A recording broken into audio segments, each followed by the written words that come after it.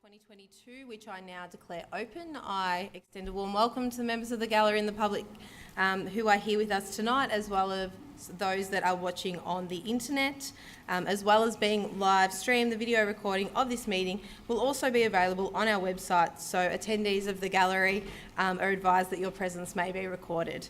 And I ask that mobile phones just be switched to silent if possible throughout the meeting. So on behalf of Moonee Valley City Council, I would like to respectfully acknowledge the land on which we're meeting, that of the Wurundjeri Wurrung people of the Kulin Nation. I'd like to pay my respects to their elders past, present and emerging. I'd like to extend this respect to other Aboriginal and Torres Strait Islander people here with us today. Now, Council's moving on to item number 2 on the agenda. I'd like to note that Councillor Tyson is with us today, but he is on the screen. Councillor Tyson, if we can just check your audio's working. Thanks, Mayor. Great, we can hear you loud and clear. I have received a request from Councillor Katrina Hodgson for a leave of absence from the 9th of July to the 23rd of July 2022. Councillors, can I please have a mover and a seconder that Councillor Hodgson's request be accepted? Move Councillor Bedio, seconded Councillor Isa. I'll put that to the vote. All those in favour? That is carried unanimously. I have also received a request from Councillor Ava Adams for a leave of absence for today, which is the 12th of the 7th, 2022. Councillors, can I please have a mover and a seconder that the leave of absence for Councillor Adams be accepted? Move Councillor Isa, seconded Councillor Tyson. All those in favour? That is carried unanimously. Item 3 on the agenda is the confirmation of minutes. Councillors, can I please have a mover and a seconder that the minutes from the council meeting held on Tuesday the 28th of June 2022 be confirmed? Move Councillor Sypek, seconded. Sorry, Mayor, I just have a quick question. Am I allowed to ask a quick question? There were some questions asked about the attachment. Had that all been corrected? The attachment 5, the fees? Because I didn't see a response to that. Just hold on one second. What I might do is I might actually take the seconder as being Councillor Bedio, and then as the point of clarification. Sorry. I thought you'd taken that already, sorry. And then your point of clarification before it gets put to the vote is whether the attachment had been corrected.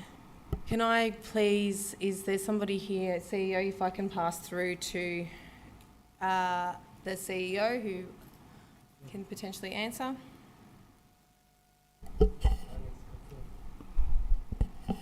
My understanding, yes, has been corrected. Thank you. Thank you. Any further points of clarification or anyone who would like to speak on this? No. In that case, I will put that to the vote. All those in favour? That is carried unanimously. Declarations of conflict of interest. Would any councillor like to declare a conflict of interest on any item on the agenda this evening? Councillor Bedio. Mayor, I'd like to declare a conflict of interest on agenda item 9.2 and item 12.1 for reasons previously disclosed to the CEO. Thank you. And any other councillor? Councillor Isa. Mayor, I'd like to declare a general conflict of interest for item 12.1 and written notice with reasons has been provided to the CEO in accordance with Governance Rule 2.2. Thank you. Any other councillor? Councillor Nation? Conflict of interest 12.1, reasons disclosed to the CEO in writing prior to the commencement of the meeting. Thank you, Councillor Nation. Any other councillor? No. Okay, item 5 on the agenda is presentations. Do we have any presentations for this evening? Councillor Isa. Thanks, Mayor. At the NAIDOC week flag raising last Wednesday at the Avondale Heights Library, which many councillors and yourself attended, there was a lovely reading in the library beforehand of some of the beautiful nursery rhyme books that have been written in Woiwurrung language with Auntie Gail Smith and through a grant, I believe, that was funded through through council. These books were launched last year, and I was grateful to be at the launch last year. They're now, and they've been in our library, I think, for about a year, but they're now available for purchase. And so I just wanted to give a bit of a plug to anyone with a preschooler who loves singing nursery rhymes. You can now purchase these beautiful books and teach your children the nursery rhymes in Woiwurrung language. For people who are interested and want to make that purchase, we suggest that you make inquiries at any of our libraries, and we can put you in touch with the means to purchase these beautiful books. Thanks, Mayor. Thank you, Councillor Reiser. Any other councillor? No. Item 6 on the agenda is petitions and joint letters. Any petitions or joint letters? No? Right. We will now move into public question time, and we have received 3 questions this evening. The first question is from Ray Eade, and Ray has actually joined us tonight, which is lovely. Thank you for coming in, Ray. Now, your question has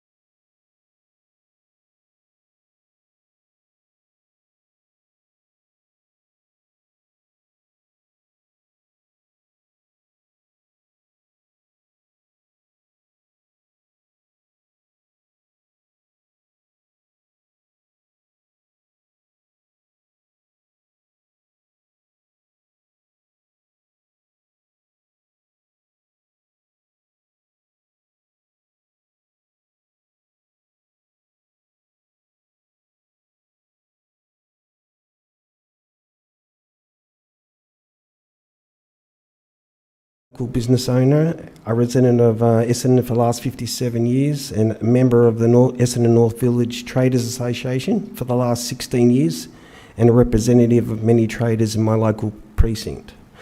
My question: why are councillors voting on approving the extension of a parklet program based on a recommendation document which has not reflected the views of all traders who are directly impacted by this vote, and so without adequate consultation?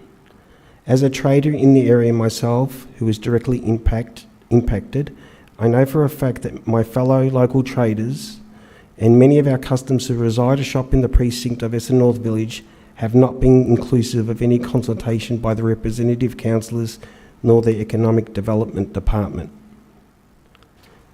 Thank you, Ray. And I note that the words were slightly changed, but I feel the intent of the question was the same. So happy to accept, and I believe the responses will be the question, the cracks of the question were the same, so that's fine. And I will pass on to our CEO for a response.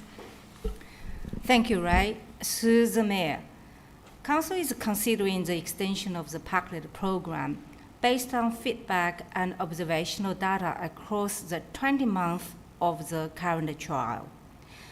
To date, Council has undertaken a comprehensive evaluation conducted in 2021, plus a recent quick poll to seek views on extending the parklet program.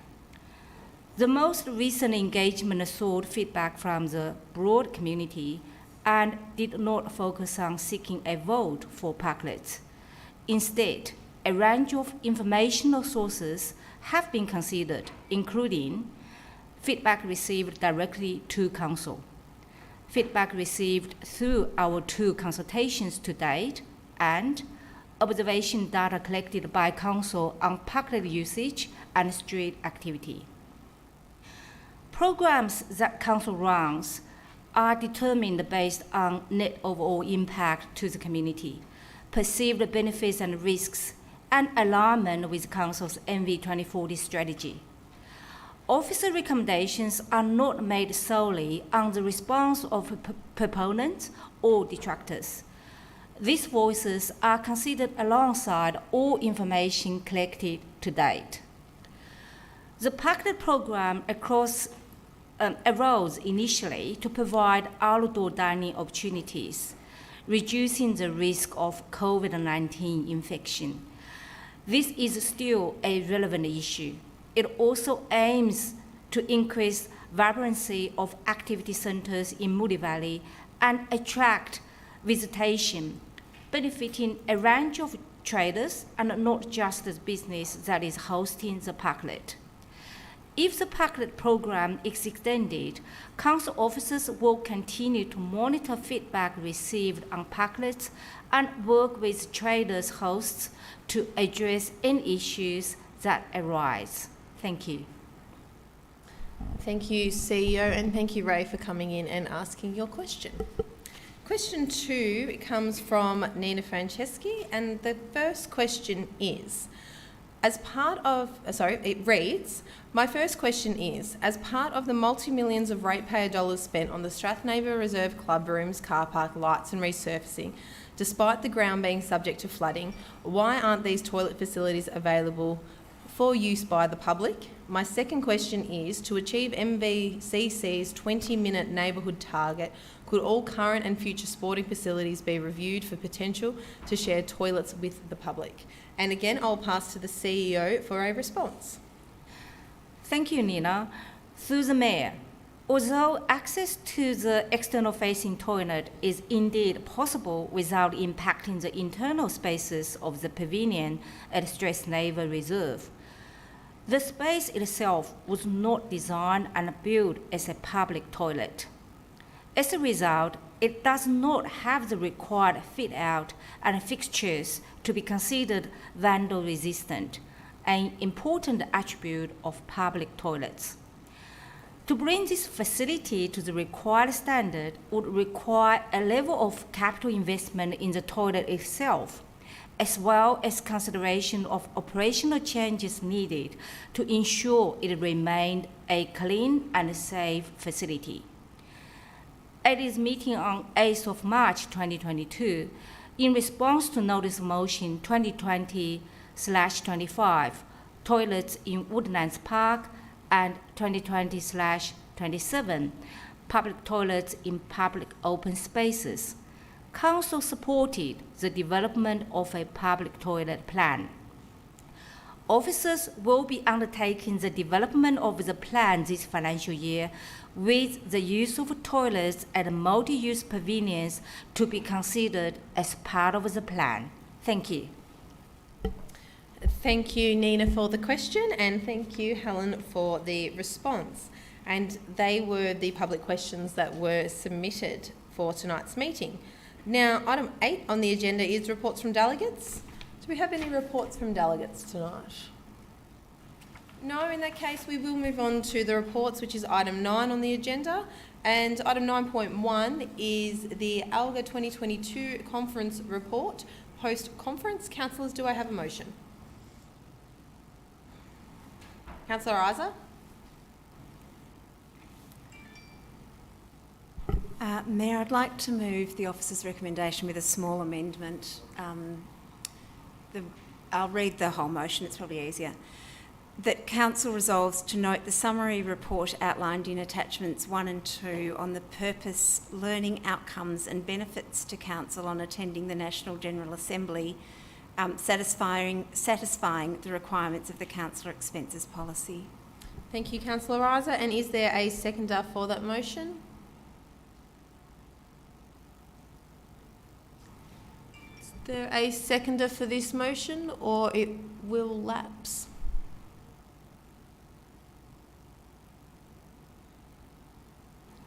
Councillors? Okay, so that motion has lapsed. Do we ask for another motion? Is there just one moment? I'll just check with governance. If I ask for another motion or if it's just lost.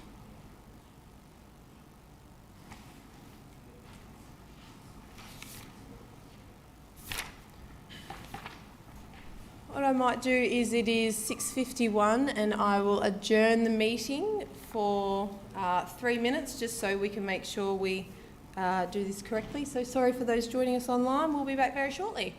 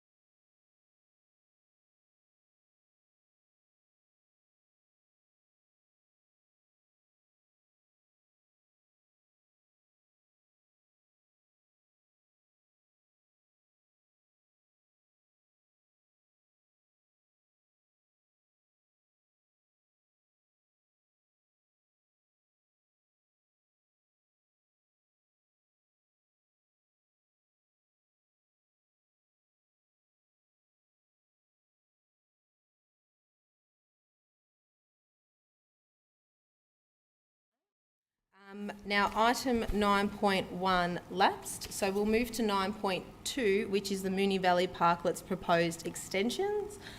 Councillors, do I have a motion?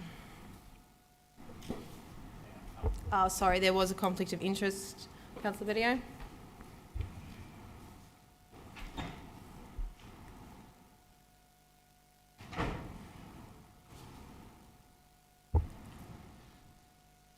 Next me. Mayor, I'd like to move a motion, please. Sure.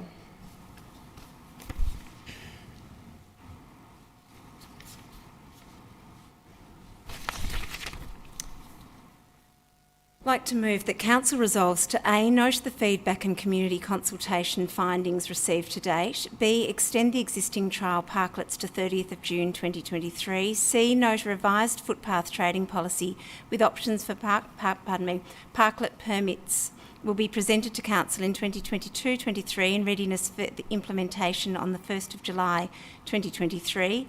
D, request that in the development of the policy the following considerations are taken into account: residential amenity, disability parking, loading bays, sharing of parklets between businesses where possible, consultation processes and usage rates of parklets over time.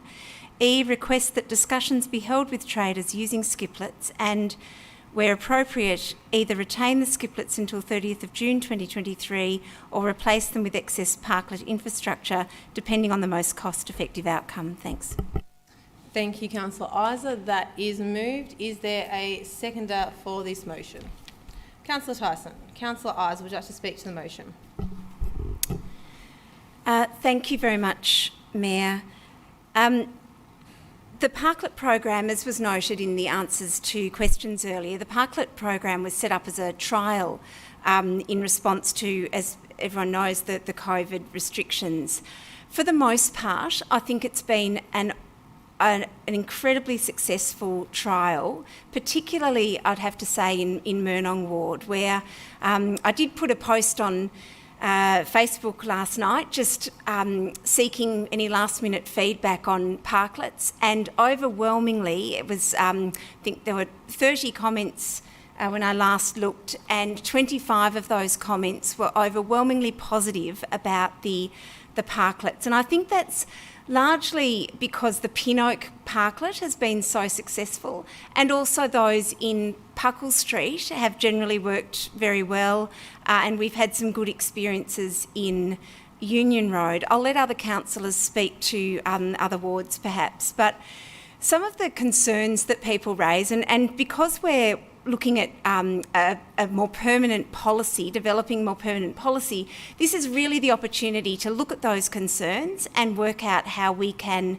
best address them. And some of those concerns I've inserted into point D of the motion tonight to really acknowledge that we've heard that feedback. And it's often concerns around parking, but particularly disability parking, people with mobility issues wanting to make sure that disability parking is not compromised. Loading zones have also been something of the loss of any loading zones also concerns people, so we need to be aware of that. Residential amenity has come up as an issue over the 20-month trial. We've also, I think there's been some good data, or not necessarily data, but some good observations about which parklets work really well.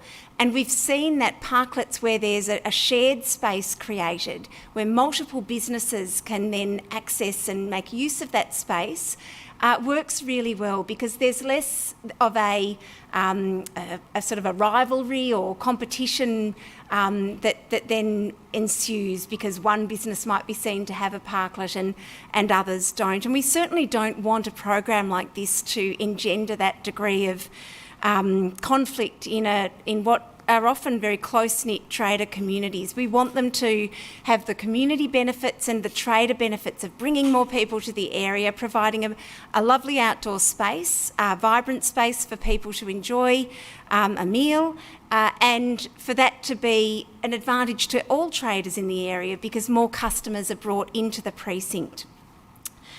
So the point D is really asking if in the development of this policy, which is what we now need to undertake, if these considerations can be embedded in that policy. Consultation processes are also important, as are sort of the usages of parklets that we've noticed over the 20-month trial. So the motion does seek to extend the trial for another 12 months, and that's to allow for the development of this policy. It also looks at what to do about the skiplets, and there are some very successful skiplets, and unfortunately, I guess we don't want skiplets and parklet, the traders to have skiplets to necessarily be treated differently to the traders who have parklets. So I guess we're trying to make sure that people with both infrastructure are included in this extension of the trial where appropriate, as mentioned in the motion. Mayor, I think I'll leave it there for the moment. Thanks. Thanks, Councillor Isaac. Mayor, I was just wondering, can I foreshadow a motion to defer? Sure. Councillor Tyson. Nothing to add, thanks, Mayor. Thanks, Councillor Tyson. Would any other councillor like to speak on this motion? Councillor Nation. Thanks, Mayor. And look, I got some vexed feelings in regards to this motion before us, and I guess in relation to the parklet program in general. I think probably a more comprehensive study of the existing parklets and skiplets should have been done before councillors voted on the motion tonight. I think an all yes or an all no outcome tonight doesn't really look at the intricacies of each parklet or skiplet, their usage, their location, engage the feedback from both those who are benefiting from it and who aren't benefiting from it. And therefore I'm fairly hesitant to say yes, continue with every single parklet, or don't continue with any parklets. I like Councillor Sypek's foreshadowed motion to defer. I think that would be a fairly pragmatic approach, because I think there's more to be done. The parklets have definitely benefited many businesses. I think at times as a council we've got it completely wrong with our economic development department and our planning department not talking to each other, and enforcement action being taken against parklet owners when council put in the parklets. There's been some instances where our economic development department has said, yep, put up fairy lights, and then our planning department enforcement department has come and says you need a planning application for those fairy lights that you've got hanging, or complaints, enforcement complaining that a parklet's taking away parking, which it is, but council put in the parklets. I think those two arms of the organisation haven't spoken to each other, and that's created a lot of angst, both with parklet, I shouldn't say owners, but those businesses with parklets, and those nearby. I also think that we haven't really given our necessarily all parklet users the chance to embrace their parklets and actually personalise them and make them their own. I know that some of the traders have attempted to get council to support even just things like fairy lights or painting the parklets, and they've been told they can't. In terms of usage, I think, again, we can't really just say all yes or all no tonight, because the reality is some are getting used quite a bit and some are just sitting there and not getting used at all. And for those that are getting used and the actual businesses are getting enough traffic to actively use them, then, yep, let's keep them going. Some of the hospitality businesses I know on Napier Street, their parklets are always full, and it's fantastic. It creates a nighttime economy. There's this real vibrancy up Napier Street. I love wandering down after work on a Friday night, and you cannot get a seat in one of the parklets down there. But then there are other parklets that aren't getting used, and that's just the nature of the businesses that at the moment aren't doing enough trade to actually get the use. In terms of the points D and E on the board, I think D I have an issue with, because I don't know how, unless it's different to what's been presented here, the fairness and equity part It's not on the board, so then maybe it wasn't read out. I was going to say fairness and equity is hard to get when some businesses are getting parklets and some aren't, and some traders are dealing with parklets and some aren't. So, and I probably also think we need to have more discussion with all traders, not just traders using skiplets, but those around them as well. That said, I'm not saying that parklets are a bad idea. I did chuck a poll up on Instagram on July the 11th, Moonee Valley Outdoor Hospitality Parklets. Keep for another 12 months was 152 votes. Remove at the end of this month, 31 votes. Obviously, a lot of people voting are those that they're using it, not necessarily others that are impacted. But where this motion is, I can't say all yes or all no. I think we need to look at the individual parklets and actually their usage. And therefore, I won't be supporting this motion, and I'd really encourage councillors to support a potential foreshadowed deferral motion. Thank you, Councillor Nation. Any other councillor? Councillor Isa, would you like to close? Thank you very much, Mayor. The agreement with our parklet operators expired 2 weeks ago. We're not in a position to defer this motion. We need to pass the motion tonight, just like the ALGA motion that's just been. We actually need to make decisions tonight. We can't defer things. We have to sit around the table and put our hands up and make decisions.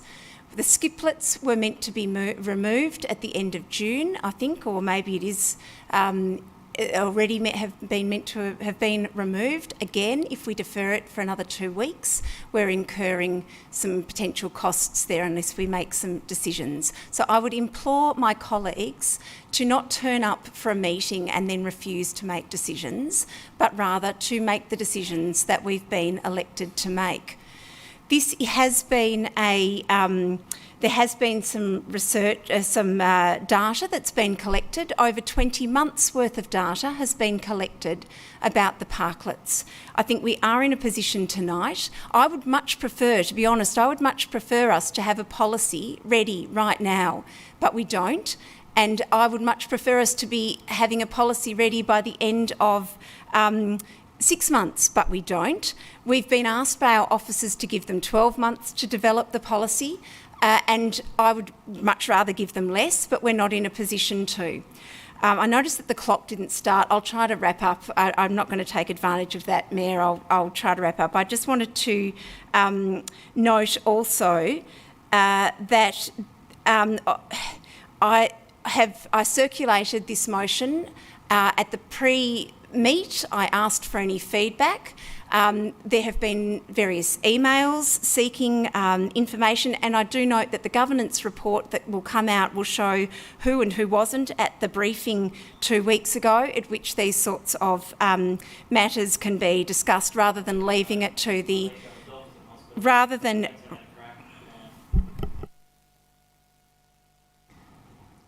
Sorry, you've finished, Councillor Isa. I'm waiting to be asked not to be interrupted. Thank you. If you can continue, thanks, Councillor Isa. As I was saying, the governance report will come out and it will show who was present and who wasn't present at the briefing at which this matter could have been discussed, so that we could have a motion on which there was unanimous position and everyone could feel comfortable, because we actually have to make a decision on this tonight. Thank you. Thank you. I will put that to the vote. All those in favour? Excuse me, Mayor, could I please ask for the motion to be split? At the pre-briefing, there was a suggestion that the Mayor was going to split it. I assumed that that would be the case. I had asked... Sorry, councillors, that's enough. Councillors, I will split the vote. So I will move that in A... Fine, don't split the vote, Mayor. No, that's fine. I don't know. Don't split the vote. It's fine. Councillors, I will split it A, B and C, and then do D separately and then do E separately. So I'll put to the vote that Council resolves to A, B and C. All those in favour? That is Councillor Tyson, Councillor Isa, Councillor Byrne. All those against is Councillor Sipek, Councillor Sharp, Councillor Nation. A, B and C are carried on the casting vote of the Mayor. I will now put to the vote that Council resolves to D as per on the screen. All those in favour is Councillor Tyson, Councillor Isa, Councillor Byrne. All those against. is Councillor Sypek, Councillor Sharp. Sorry, Councillor Nation, did I miss your hand going up for either of them?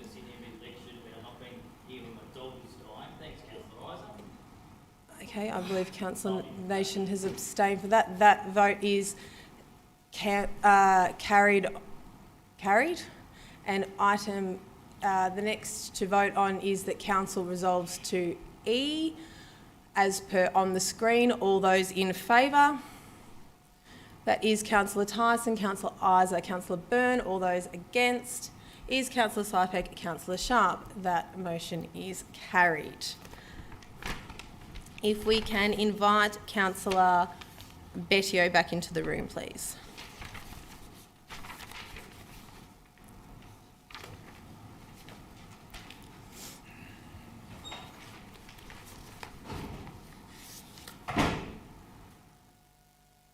Okay, councillors, item 10 on the agenda is now up to notices of motion, and we have one listed on the agenda, and I call on Councillor Bettio to present your notice of motion 10.1. Thanks, Mayor. I move that Council resolves to request the Chief Executive Officer to A, provide an update by November 2022 on the status of the current and completed actions at Council's facilities in relation to their compliance with the Disability Discrimination Act 1992, and B, provide a report to Council by March 2023, ready for the 2023-2024 budget deliberations, detailing what is required to meet the adopted MV 2040 fair, thriving and accessible strategic goals and objectives specific to all council facilities in relation to their compliance with the Disability Discrimination Act 1992. Thank you, Councillor Bettio. That is moved. Is there a seconder for the motion? Councillor Tyson. Councillor Bettio, would you like to speak to the motion? Thank you, Mayor. The Disability Discrimination Act was brought into Commonwealth law some 30 years ago. The Act makes it unlawful to discriminate against a person with a disability. The Act protects against discrimination based on things such as access to services, public spaces, workforce, education, etc. In essence, someone who experiences a disability should not be at a disadvantage when compared to anyone else who does not experience that same disability. There are only a very small number of exceptions that exist within the legislation. In many ways, we as a society have progressed well in this space, namely in workplace reform, which I know we have done quite well here at Moonee Valley City Council by promoting an inclusive and diverse workspace. However, one area in which we collectively, as a nation, have dropped the ball is the remediation of infrastructure to support in disability access to public spaces. There is a notion that DDA compliance with respect to buildings and public spaces is only relevant to new development. In my opinion, the Act is very prescriptive in that it's unlawful for a person with a disability to not have access to these spaces. There are very prescribed standards by which public spaces must meet to be considered accessible, such as Australian Standard 1428.1. These are measurable and objective standards. As a council, we have an endorsed disability action plan that we endorsed back in 2014. Furthermore, in our current endorsed council plan, item F4 states, as a strategy, support people living with a disability, the elderly and carers to have healthy, active and independent lives by delivering the Disability Action Plan. Within the Disability Action Plan, items 3.3.3 and 3.3.4 are most relevant with respect to public infrastructure. 3.3.3 reads that, as a council, we should undertake access audits of footpaths, crossings, parklands, public buildings, community infrastructure, activity centres and other public places for compliance. 3.3.4 reads, design a program for retrofitting footpaths, crossings, parklands, public buildings, community infrastructure, activity centres and other public places. To my knowledge, this work may have been started, but it is by no means complete. Noting that the Disability Action Plan is set to be revised in the coming year, my intention in moving this motion is for the organisation to undertake a full-scale audit of all council-owned facilities to determine which out of these facilities meet the requirements of the DDA and what remediation works are required to meet compliance for those that do not. Now, I understand this is a big body of work. I also understand that the potential costs for remediation are immense. But I question how we as a council can justify calling ourselves a fair city when we are essentially discriminating against members of our community by not providing equal access. Not to mention, it is unlawful for us to do so. The Act does specifically mention that public spaces do not need to provide access if it would subject the organisation to unjustifiable hardship. Of course, there is potentially significant cost in remediation, but we have known about this legislation for some 30 years. It is simply not acceptable to just wait to rebuild a facility before we make it accessible. Nor would the cost burden to council be so high that it would classify as unjustifiable hardship, in my opinion. Whilst I believe we need to do better, and I hope that by supporting this motion my colleagues agree, we are not alone in our inaction, and people with a disability are equally let down by many other councils as well as the state government. Under the disability standards for accessible public transport, all tram stops across the state must be accessible by 31 December of this year. Currently, there are only a handful of accessible tram stops in Moonee Valley. In fact, as of 2020, only 27% of tram stops were accessible across the state. By providing council with this report, we can begin to develop a framework for remediation, allocate appropriate funds, and ensure that capital projects are funded in a manner that considers fair and equitable access as a priority. Thank you, Mayor. Thank you, Councillor Bedio. Councillor Tyson. Thanks, Mayor, and nothing too much more to add. I suppose I appreciate Councillor Bedio bringing this motion forward, and I think in a really old established area like Moonee Valley, we do need to take stock of where we've missed over the many decades or over a century in some respects. And I think I'm really keen to see what that report brings back. What are the costs? What are the hard challenges that we need to face with meeting compliance?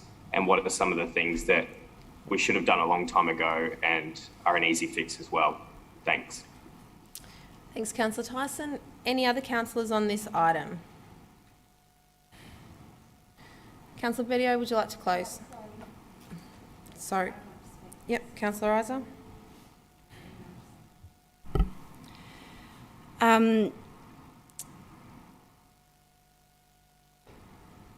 I was thinking of moving a small amendment just to suggest that this report should inform the review of the Disability Action Plan. But look, I don't think I need to move it as an amendment. I think it's hopefully that sentiment can just be conveyed to officers, and I'm sure that that's common sense anyway, that this would inform the review. I don't think the words necessarily need to be there. I had a chance to look at the census data today. According to the 2021 census data, 6% of Moonee Valley residents have a profound or severe mobility limitation. And this seems to be an average across Victoria. The Victorian stats for disability are that 17% of Victorians are people with disabilities, and about 3/4 of those are people with physical disabilities, and around 8% of children under 15 have a disability. So it is, thank you very much, Councillor Bedio, for bringing this motion to the table. I'm really glad that the Disability Action Plan is part of our council plan. I did just want to make the point that the people with disability are often excluded, and they experience segregation and ableism in all areas of community life and face multiple barriers to inclusion and full and equal participation.